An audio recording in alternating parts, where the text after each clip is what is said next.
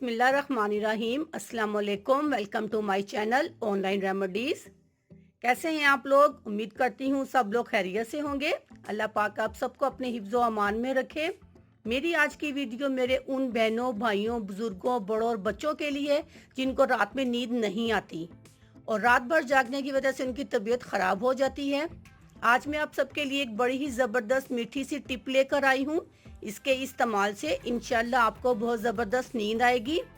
इसके लिए हमें क्या चाहिए? एक अदर टमाटर, पूरा नहीं हमें चाहिए, हमें टमाटर का एक कतला चाहिए। इसके ऊपर हम थोड़ी सी चीनी डालेंगे। चीनी डालने के बाद इस कतले को खा लेना है।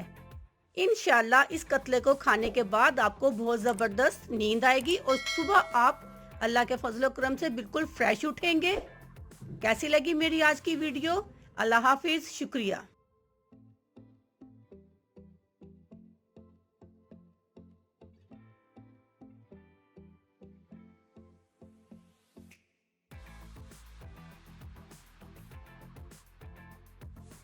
अगर आपको हमारी वीडियो अच्छी लग रही है तो हमारे वीडियोस को लाइक करें और अपने सब दोस्तों से शेयर करें और साथ हमारे चैनल ऑनलाइन रेमेडीज़ को सब्सक्राइब करना ना भूलिएगा।